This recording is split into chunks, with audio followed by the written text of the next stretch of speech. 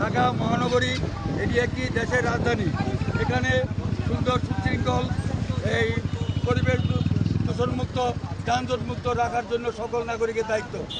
আজকে লক্ষ্য করছি এই ব্যাটারি চালিত রিক্সা এই বিগত সরকার আমল থেকে শুরু করে বর্তমান সময়ে ব্যাপকভাবে বেড়ে চলছে, যা যানজট সৃষ্টি করছে, দেশের মূল্যবান সম্পদ বিদ্যুৎ ধ্বংস করছে, একের পর এক মানুষকে মেরে ফেলছে, পঙ্গু করে দিয়েছে।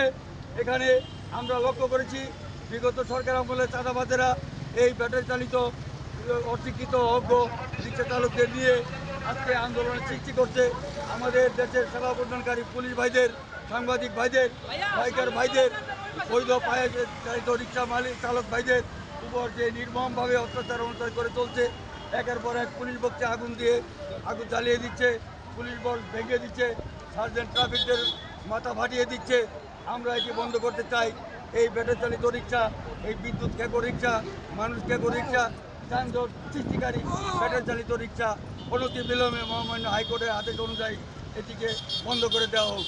অন্তত রাজধানী থেকে এটিকে উঠিয়ে দেওয়া হোক, সরিয়ে দেওয়া হোক।